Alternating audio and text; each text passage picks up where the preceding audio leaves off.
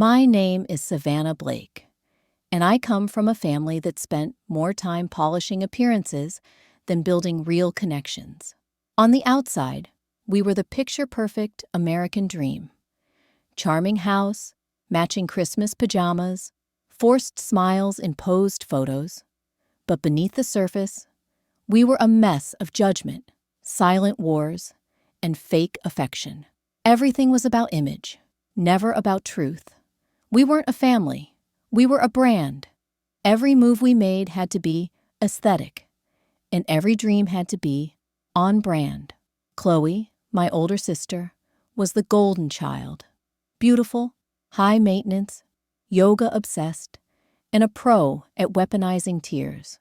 My parents treated her like royalty, while I was the black sheep, the artsy weirdo who read books about architecture and watched DIY videos instead of reality TV. I didn't fit into their curated narrative, and I'd learned to live quietly on the edges of their attention. The only person who ever truly saw me was my grandma, June. She was messy, loud, warm, and real. She taught me how to patch jeans, how to bake from scratch, and most importantly, how to find beauty in broken things. When she passed away unexpectedly, it shattered me. At the reading of her will, she left me $2,000. Nothing flashy, but to me, it was sacred. It was a goodbye gift from the one person who believed in me, and I knew I couldn't waste it. I wasn't going to blow it on clothes or a temporary vacation. I wanted to use it for something that would last, something that had roots, something that could grow into a future. I started scrolling through listings of old, broken-down properties late at night, and that's when I found it. A $600 house on the edge of town. The pictures were horrifying. Peeling wallpaper, a collapsed porch, rusted-out pipes, shattered windows, and graffiti that screamed abandonment. It looked like a crime scene, but where others saw a disaster, I saw potential. It was small, yes. It was broken, absolutely, but it was mine for the taking.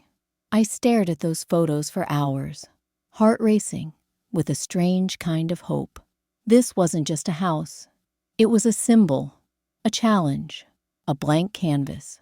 When I walked through it for the first time, I could feel the floorboards groaning beneath me, as if the house itself was surprised someone had come back. Dust swirled in the light from the broken windows, and every room smelled like mildew, regret, and something older, something forgotten. But still, I saw the outline of what it could become. The bones were good. The walls whispered to me.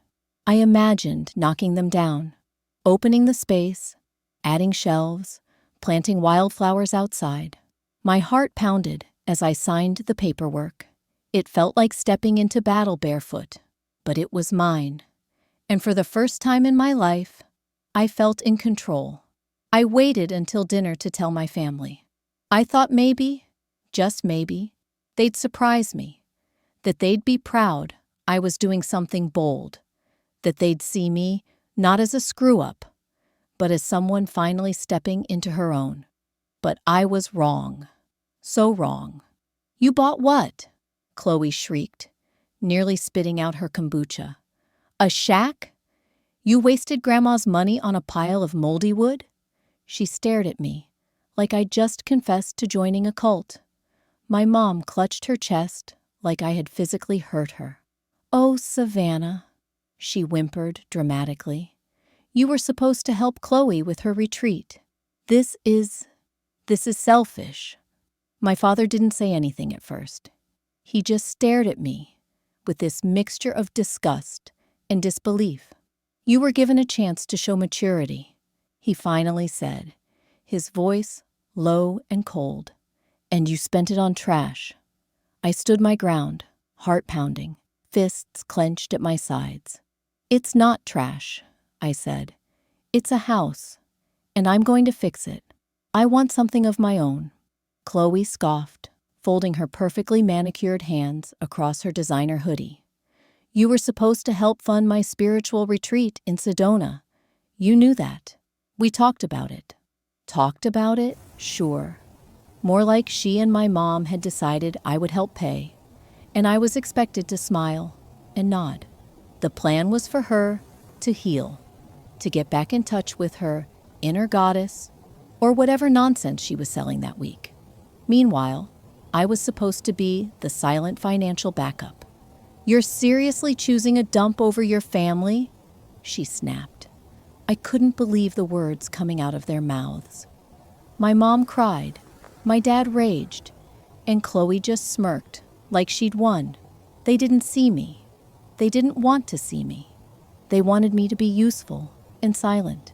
"If you're going to throw your money away," my father shouted finally, rising from his chair, "then you can pack your bags and go live in that garbage dump."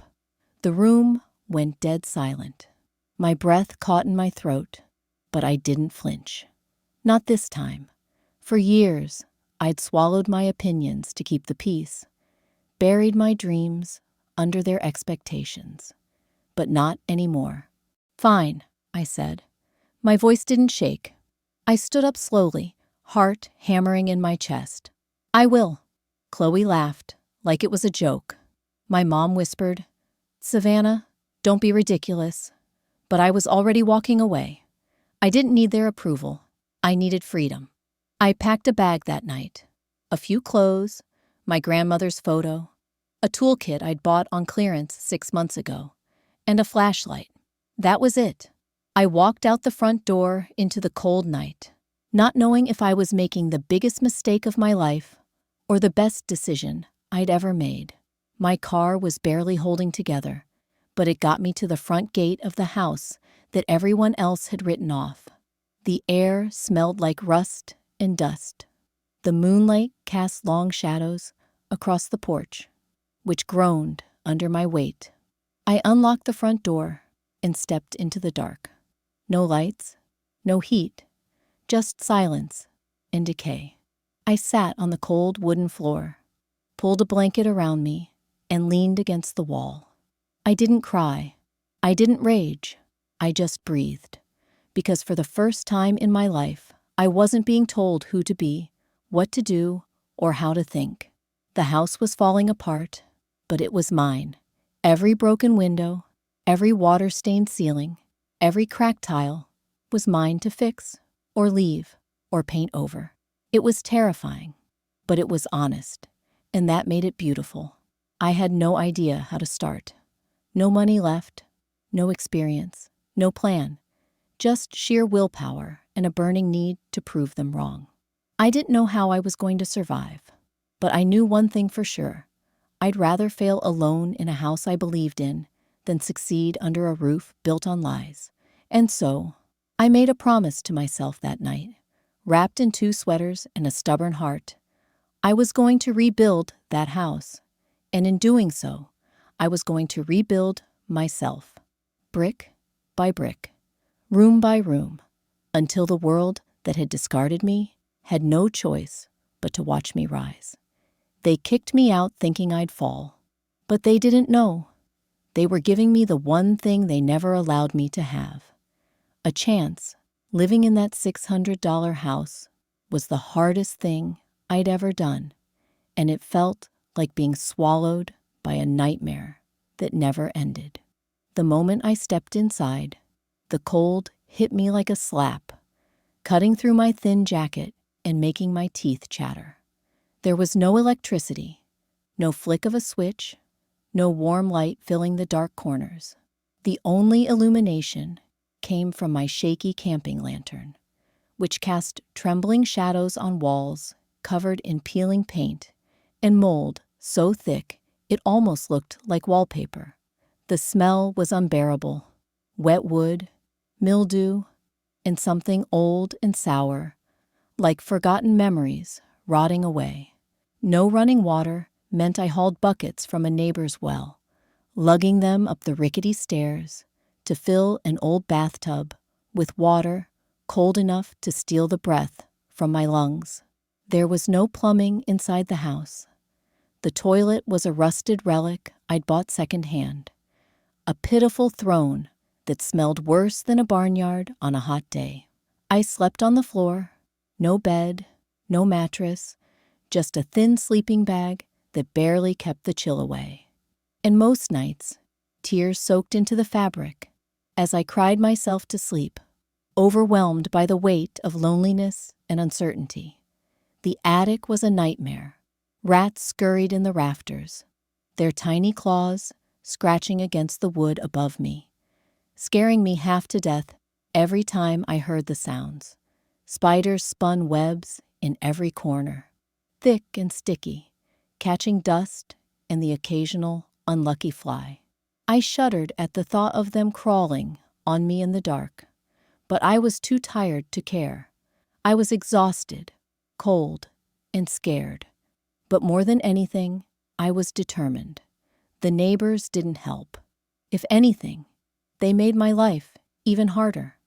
They whispered behind curtains about the haunted house, as if their words could chase away whatever darkness clung to the crumbling walls. They avoided me like I was a walking curse, a bad omen they didn't want near their manicured lawns and tidy homes. I remember Mrs. Carlton down the street, glaring at me with such disgust. I wanted to scream, but I swallowed it instead and kept moving forward. I wasn't here for their approval. I was here to survive, to build, to prove them wrong. Every day became a hustle. I took whatever side jobs I could find, no matter how small or humiliating. I delivered groceries on foot, hauling heavy bags through rain and snow, dodging puddles and angry dogs. I cleaned houses for strangers, scrubbing toilets, mopping floors, and wiping fingerprints off mirrors I knew my family would never see.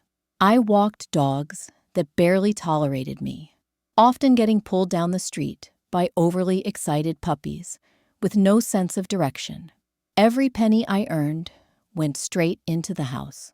Plywood to cover broken windows, insulation to keep out the freezing air, nails and paint I bought used or on clearance. I scoured hardware stores for discarded scraps and asked for leftovers, clutching my meager savings like a lifeline. It was backbreaking work, and sometimes I cried from exhaustion or frustration. But quitting was never an option. My family didn't understand. They spun stories behind my back, telling anyone who'd listen that I'd lost my mind, that I'd gone off the deep end, and that I was reckless and irresponsible. Chloe, my sister, took to social media like a weapon, posting passive-aggressive quotes about cutting toxic people out of your life, subtweeting me without naming me, and gathering a chorus of sympathizers who painted me as the villain. It hurt more than I wanted to admit, but I buried that pain deep, beneath layers of sweat and dirt, determination and grit. I refused to let their words break me. Every nail hammered into a splintered wall was a middle finger to their judgment. Every hour spent sanding down a rough beam was a promise to myself that I was more than their expectations. One afternoon, as I was hauling buckets of water up the steep stairs, a sleek, black car rolled past the house. It slowed, and to my horror, I saw Chloe behind the wheel, laughing with her boyfriend, their windows down, the music blaring. She glanced my way, a cruel smirk twisting her lips. "This place is disgusting," she called out loud enough for me to hear, her voice dripping with disdain. "Just admit you ruined your life, Sav." I wiped the sweat from my brow, letting her words roll off me like water. I smiled quietly, a smile full of fire and defiance. "Not yet," I said softly, "but I'm about to build it." That moment was a turning point. It was the spark that lit the fire burning inside me. Every cracked tile I replaced, every rotten board I tore out, every new coat of paint I slapped on those walls was an act of rebellion, not just against the house, but against the family who had discarded me, against the judgment, the cruelty, and the pain. The house was more than a project. It was my sanctuary, the place where I could be raw, imperfect, and real.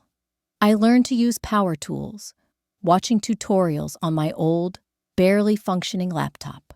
I made mistakes, a lot of them. I nailed my fingers more times than I'd like to admit. I fell off ladders, cut the wrong length of wood, and once flooded the entire kitchen because I didn't know how to fix a leaking pipe.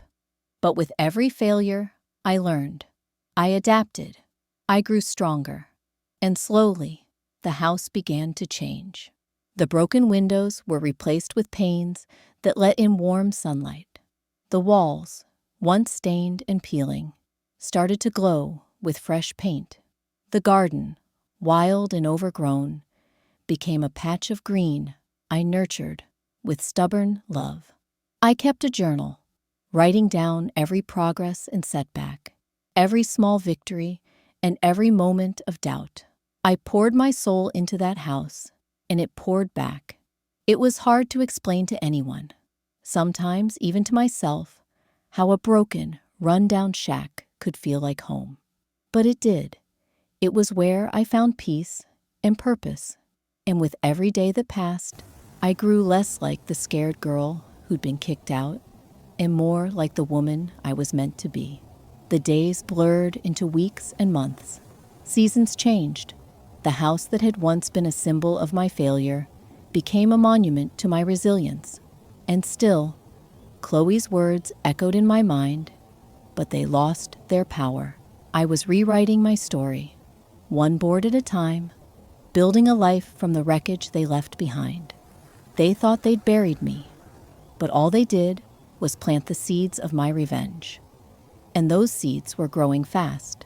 The day Mrs. Jenkins showed up was the turning point of my entire life. I was at the end of my rope, trying to balance on that shaky ladder as the sun beat down mercilessly. My arms ached, my back screamed, and my confidence was hanging by a thread thinner than the cracked wood beneath my feet. I had been trying to patch the leaking roof for hours, but every time I thought I'd made progress, a new problem surfaced. Rotting beams, loose shingles, nails that wouldn't hold. The idea of giving up felt sweeter than continuing. But giving up wasn't something I allowed myself. Then, as if summoned by my silent plea, Mrs. Jenkins appeared. She didn't just walk over to help, she took charge with a no-nonsense attitude that surprised me.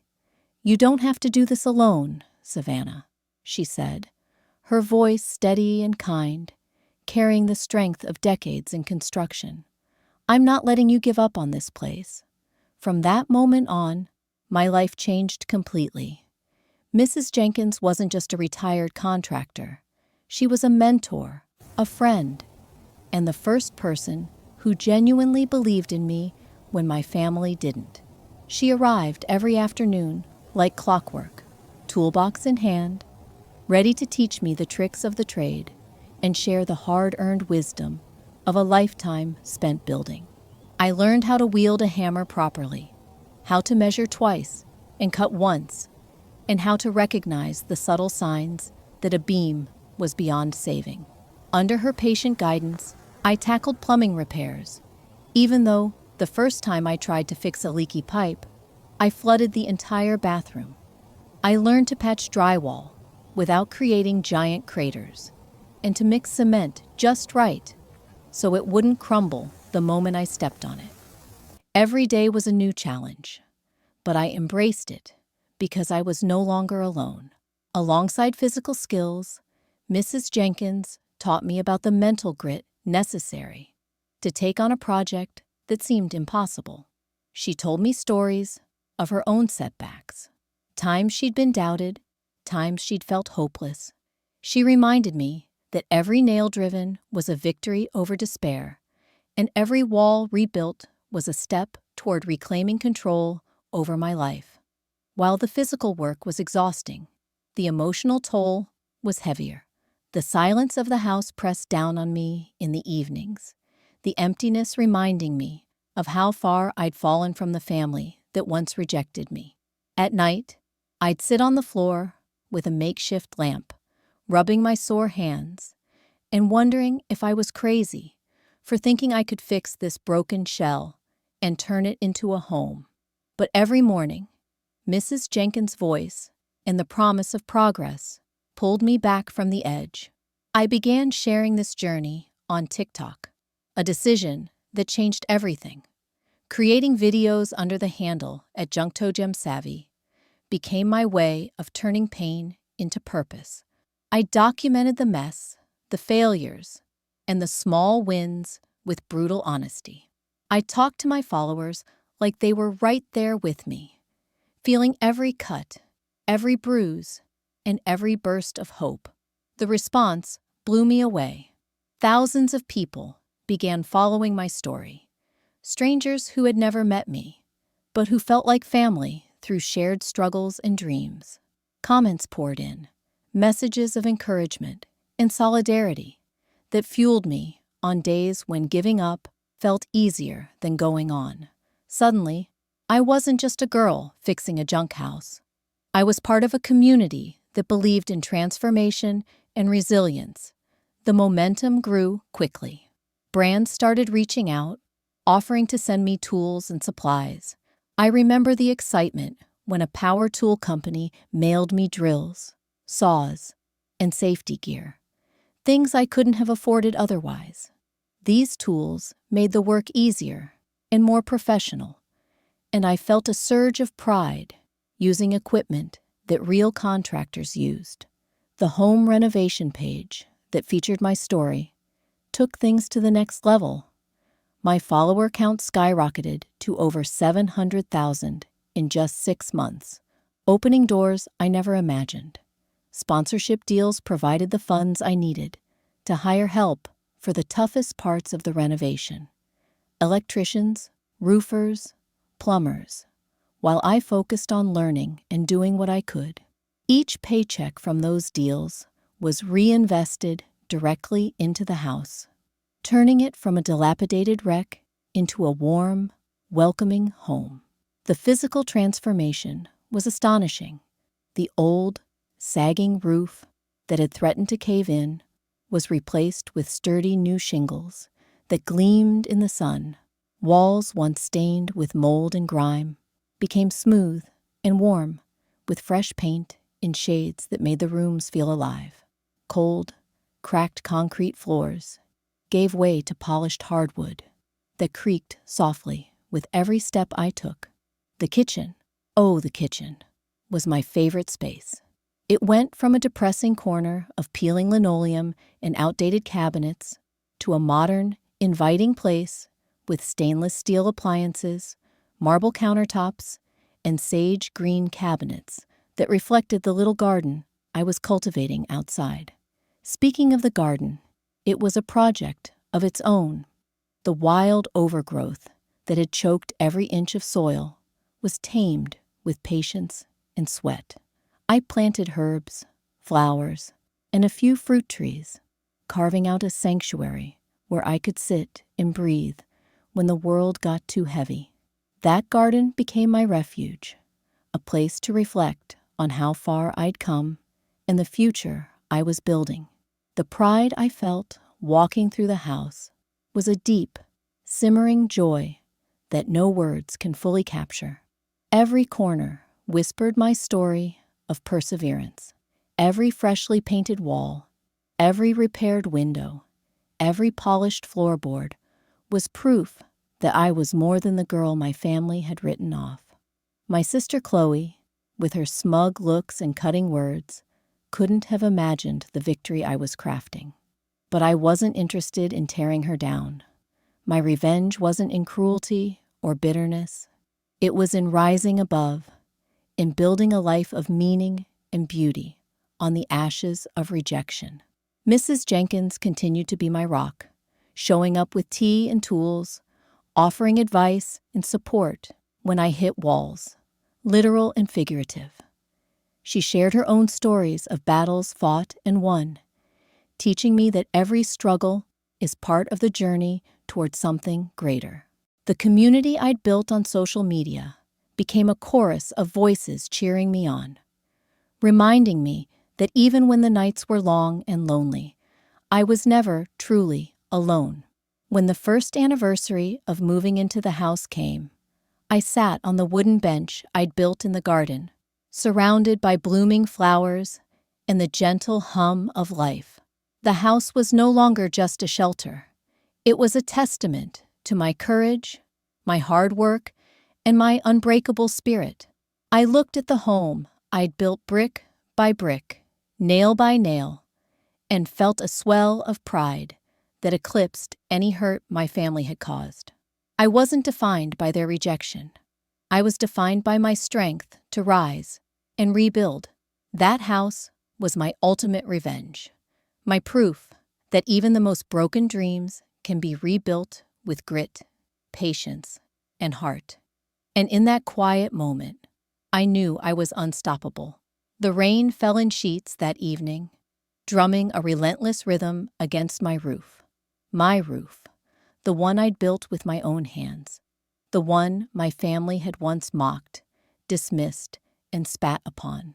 I sat by the window, the soft glow of the living room light casting shadows on the walls I had so carefully painted. The hardwood floor beneath my feet polished to a warm sheen. I was lost in thought, savoring the quiet after months of hard work, when the sharp knock on the door shattered my moment of peace. My heart skipped, a flicker of anxiety stirring in my chest. I wasn't expecting anyone. The knock came again, more urgent this time, and I rose, curious but wary. When I opened the door, the sight before me rooted me to the spot. Standing on my porch, soaked to the bone, were the people who had thrown me out like garbage. The very family that had laughed at my dreams and called my house a shack. My father's usually commanding presence was gone, replaced by a defeated slouch that made him look years older. His eyes, once sharp and proud, were dulled by worry and exhaustion. My mother's face was pale and tear-streaked, mascara running like rivers down her cheeks. And Chloe, my sister, stood with her arms crossed, shivering and ashamed, her usual smirk wiped clean away. For a heartbeat, silence hung thick between us, broken only by the patter of rain dripping off their drenched clothes. Savannah, my mother's voice, was barely above a whisper, cracked with emotion. We're in trouble. Can we stay with you for a while? That simple plea cut through me, sharper than any insult, heavier than any argument. These were the same people who had ridiculed me, told me I was wasting my inheritance on a junk house, and pushed me out into the cold. And now, here they were, begging for shelter beneath the very roof they had scorned. I stepped back inside, shutting the door gently behind them, the warmth of my home wrapping around us like a shield against the storm outside. My mind raced. Part of me wanted to slam the door and never look back, but a deeper, quieter voice whispered that this was my moment, not just for vengeance, but for proving how far I'd come. I looked around at the fruits of my labor, the freshly painted walls, the polished wooden floors, the soft hum of a working heater. This wasn't a dump. It was a home, and it was mine. This place, I asked slowly, my voice calm but edged with steel. The garbage dump you refused to acknowledge as a home? I didn't think it was good enough for you. They flinched at my words, the truth hanging in the air like a thick fog. My father cleared his throat, swallowing hard, as if forcing himself to swallow his pride, along with his words. Savannah, we were wrong. About everything. I nodded, letting the moment stretch. Forgiveness wasn't easy, nor was it immediate, but letting bitterness consume me was a choice I refused to make. I decided to give them one night to feel the cold uncertainty I had endured. That evening was quiet, filled with uncomfortable silences and stolen glances. They sat stiffly in my living room, wrapped in blankets, eyes darting nervously at every creak and groan of the old house. I watched Chloe shiver beneath the throw I handed her, the same girl who had mocked me now humbled by reality. I remembered every night I had cried alone on that cold floor, every time I had begged the darkness to stop suffocating me. Now, they were tasting a bitter piece of that same loneliness and fear. As the night wore on, their faces reflected a mix of shame, exhaustion, and a dawning understanding. My home had become a mirror, showing them the pain they once caused and the resilience I had forged in its walls.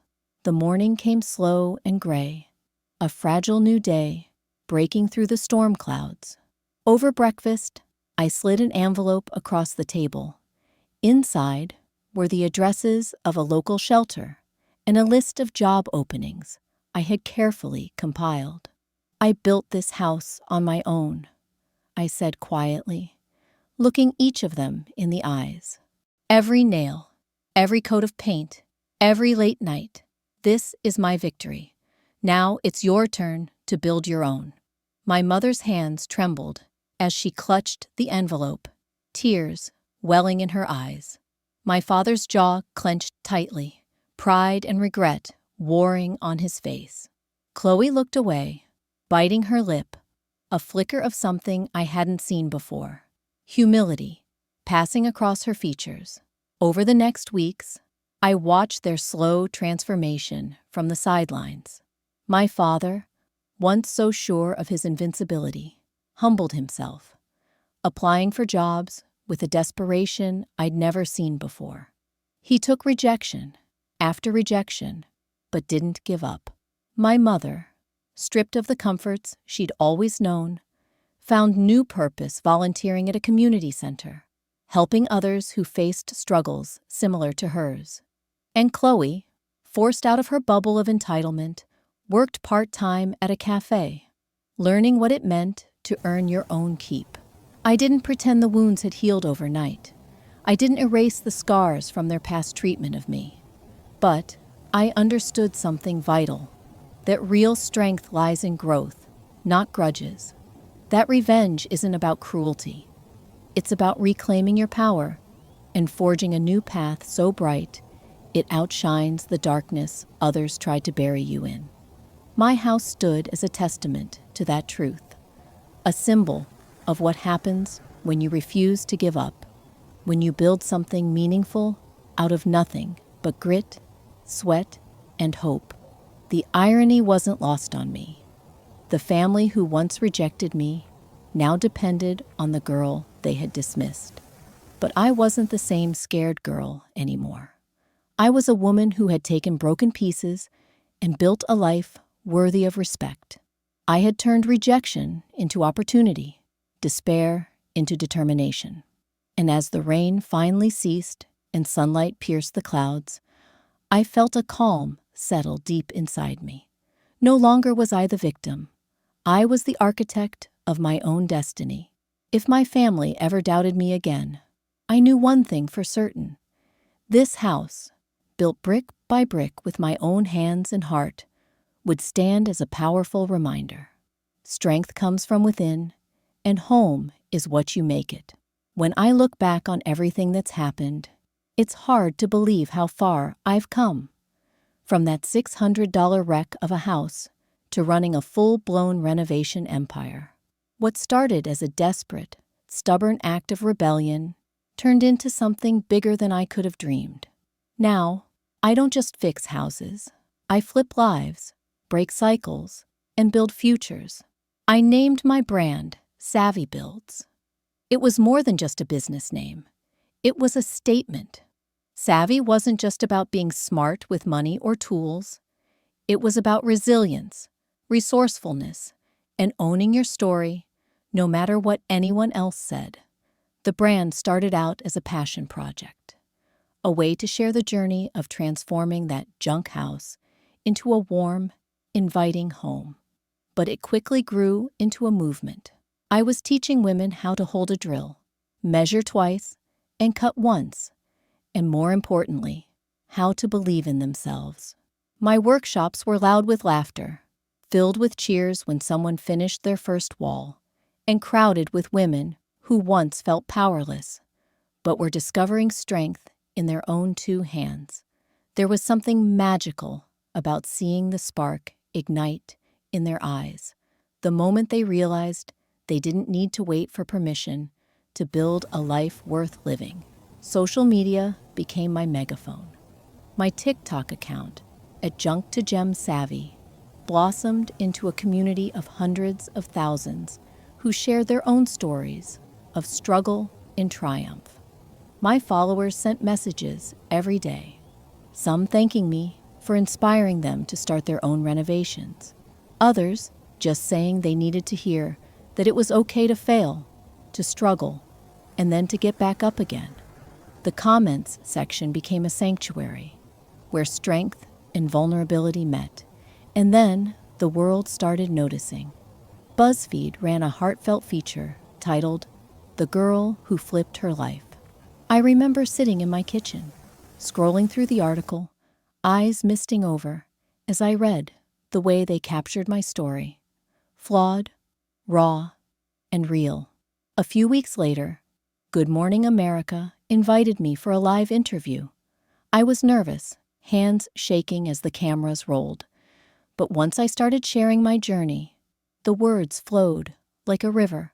I told them about the night my family kicked me out, about the broken house that became my salvation, and about the women I now teach how to rebuild their lives brick by brick. But the biggest surprise was the Netflix docuseries. They wanted to tell my story, and the stories of other women builders who had shattered ceilings and stereotypes. Filming wasn't easy. It meant opening up about my darkest moments, reliving the pain, the loneliness, and the fight. But I knew it mattered. I wanted the world to see what it looked like to refuse to be defined by the people who tried to tear you down. I wanted to show the power of perseverance, passion, and the willingness to learn, even when you don't know what you're doing at first. While I was building this empire, my family's lives took a very different trajectory. Chloe's dreams of an Instagram-famous wellness retreat faded into a small Etsy store, selling handmade jewelry and crafts. I won't lie. The first time I visited her shop online and saw the 0 sales, it stung. Not because I wanted her to fail, but because I knew what it felt like to be ignored and dismissed.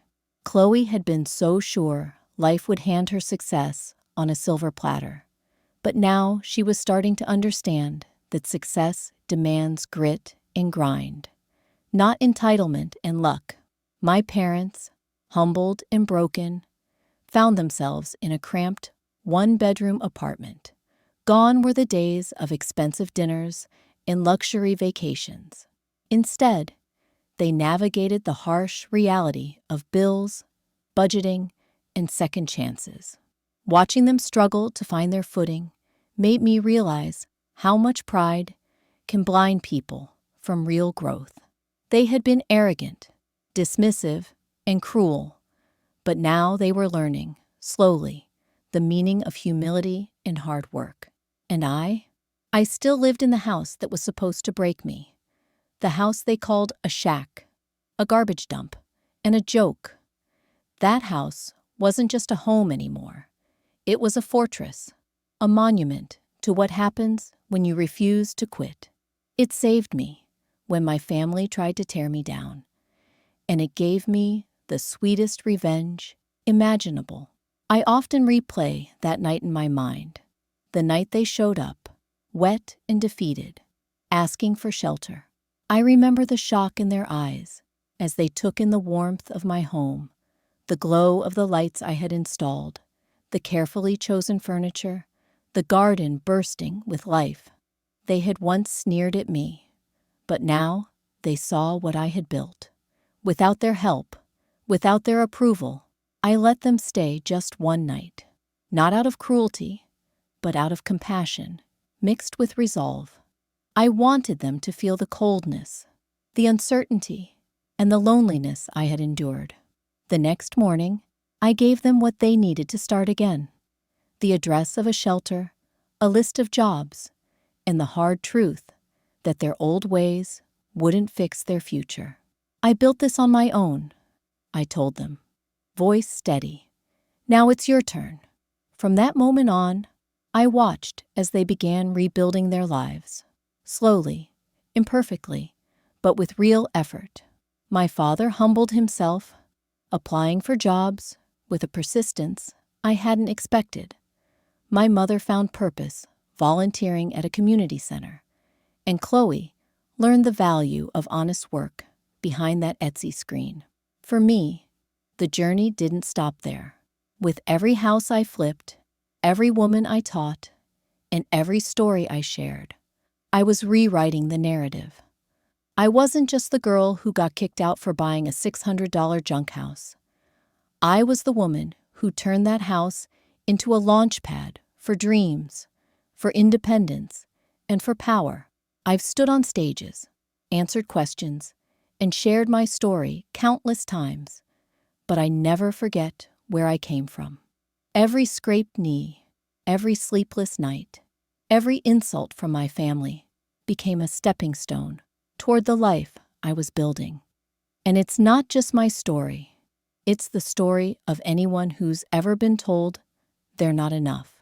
To those people, I say this: don't wait for permission. Don't wait for approval. Build your own path, hammer your own nails, and paint your own walls. The world will try to break you, but it can never take away the strength you create from within. They kicked me out for buying a $600 junk house, I say now, with pride and power in my voice. Now I'm a homeowner, and they're homeless. It's not just revenge. It's justice. It's survival. And it's proof that the best kind of revenge is success, built on your own terms. So, to anyone out there who feels lost, doubted, or broken, grab your tools, find your courage, and start building. Your masterpiece is waiting, and it's going to be beautiful. Because in the end, life isn't about what's given to you. It's about what you create, and that is a blueprint no one can ever take away.